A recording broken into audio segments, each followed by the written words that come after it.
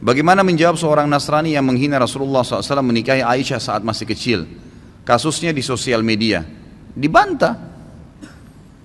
Apa urusannya dengan Nabi SAW menikah dengan Aisyah? Apa urusannya dia mau mengurus Nabi kita? Gak ada urusannya itu. Gitu kan?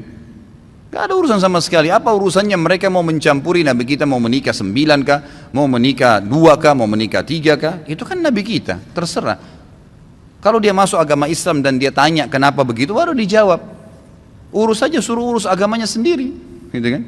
Anda kalau mau jawab, jawab saja. Urus agama Anda sendiri, nggak usah urus agama kami. Lakum dinukum waliyadin, gitu kan? Begitu saja. Kalau tetap saja orang-orang ini buat kemungkaran, Anda tidak punya power, doakan agar Allah binasakan. Memang begitu. Nabi SAW kunut nazilah sebulan. Waktu beberapa sahabat Nabi hafid Quran diutus oleh Nabi SAW untuk menjadi guru ke satu suku Arab. Suku Arab ini datang ke Madinah mengatakan, wahai Rasulullah, syahadat. Ternyata mereka munafik, mereka pura-pura. Kirimlah bersama kami beberapa sahabat Anda yang hafal Quran agar bisa mengajarkan kami. Nabi SAW dengan polos kirimin. Di tengah jalan dibunuhin sahabat-sahabat Nabi itu. Mereka sepakat dengan itu. Nabi SAW tidak tahu posisi suku itu di mana. Datang tiba-tiba syahadat dengan husnudzon dikirim. Maka Nabi SAW kunut nazilah. Kunut nazilah dikerjakan 5 waktu sholat. Subuh, duhur, asar, maghrib, isya. Kunut terus. Minta agar Allah binasakan mereka. Sampai Allah turunkan adab, satu suku semuanya mati. Itu boleh saja. Gitu kan? Doakan agar Allah datangkan musibah kepada mereka. Itu hak kita. Gitu kan? Bagaimana kalau seandainya ada orang sekarang yang mencaci maki Nabi Isa? Kita saja umat Islam pasti bisa marah, karena itu Nabi kita juga. Rukun iman kita iman kepada para Nabi. Kalau ada yang mengatakan Isa bukan Nabi, Isa begini, orang Islam punya hak untuk marah, karena itu juga adalah Nabi Allah. Gitu kan? Kalau ada orang menghina Nabi Isa dan orang Nasrani nggak marah, itu aneh. Gitu kan? Mereka harus marah, wajib marah, karena nabinya dihina. Karena gitu. Jadi kalau Nabi Muhammad SAW dihina, wajar kita marah. Bagaimana caranya orang tidak marah? Nabi kita, panutan kita, kita yakini dia utusan Allah. Gak usah jadi pengikut gak usah jadi pengikut Nabi Muhammad SAW kalau tidak bisa membela beliau. Gitu kan? Kehidupan dunia ini sebentar, saudaraku. Sebentar kehidupan dunia ini. Sampai kapan? Demi Allah, saudaraku. Kita ini membutuhkan sekarang, laki-laki di sini yang hadir, yang mendengarkan suara saya dan ini mengikuti ceramah kita. Kita membutuhkan sekarang orang-orang mukmin yang imannya iman baja, bukan iman kerupuk. Yang kita butuh ini sekarang ikhwas sekalian dan akhwat di belakang sana yang mendengarkan saya dan mendengarkan ceramah ini. Kita butuh iman-iman baja yang kalau malam bangun dari ranjang, lawan syaitan untuk sholat tahajud, bukan tidur terus-menerus.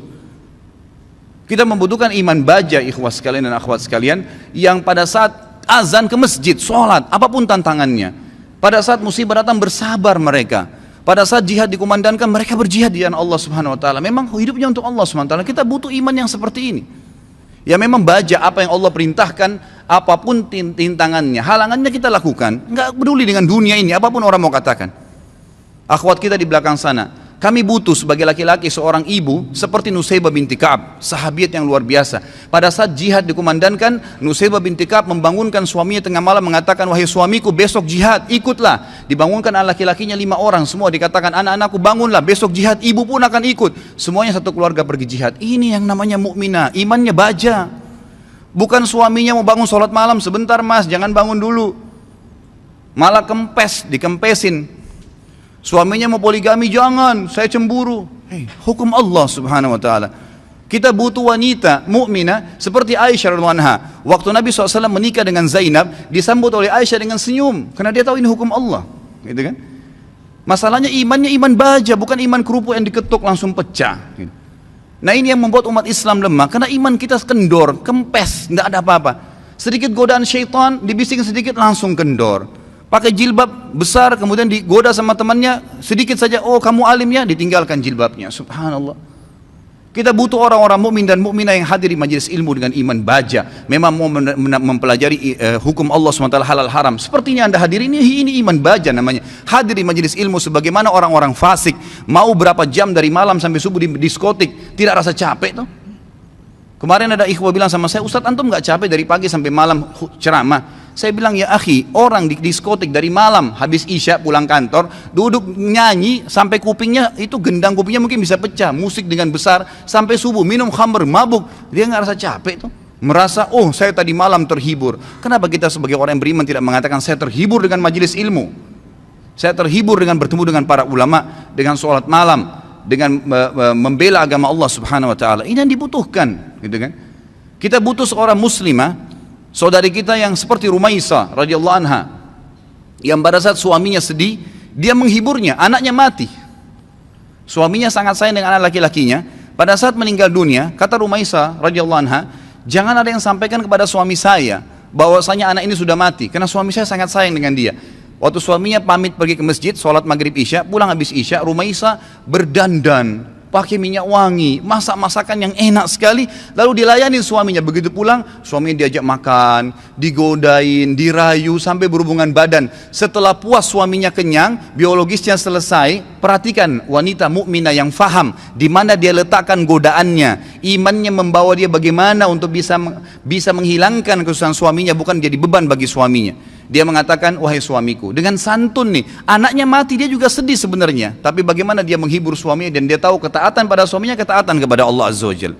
Apa yang dia bilang? Wahai suamiku, bagaimana pendapat anda kalau seandainya tetangga pernah pinjamin sesuatu, lalu saja tetangga memintanya, pemiliknya minta benda itu, apakah kita akan mengembalikan? Kata suaminya, tentu saja, itu hak orang. Kata Rumaisa dengan tenang, dengan sangat luar biasa kasih sayang sama suaminya, dia mengatakan, wahai suamiku, kalau begitu berharaplah pahala dari Allah, karena ya, Allah SWT yang menitipkan anak kita telah mengambilnya.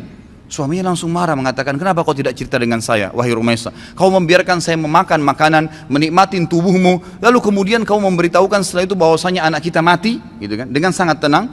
Lalu kata Rumaisa, itulah yang saya ingin lakukan untuk menghiburmu. Lalu kata suaminya, saya akan laporkan kepada Nabi SAW. Suaminya pergi ke Nabi SAW malam itu, berkata, ya Rasulullah, begini yang terjadi. Nabi SAW senyum, ya, lalu berkata, apakah kalian berhubungan malam itu? Kata keduanya, iya ya Rasulullah. Kata Nabi SAW, semoga Allah berkahi, betul hamil gara-gara hubungan malam itu, dan tahun depannya lahir seorang anak mujahid dari kalangan sahabat yang hanya besar mati syahid di jalan Allah Subhanahu wa ta'ala. Ini yang kita butuhkan, orang-orang yang punya iman, ikhwah sekalian. Sampai kapan kita mau berlalai-lalai, gitu kan? Sampai kapan kita mau berlemah-lemah, malu dengan pakai busana muslim, subhanallah, gitu kan? Malu dengan simbol Islam, subhanallah. Nggak usah jadi muslim sekalian.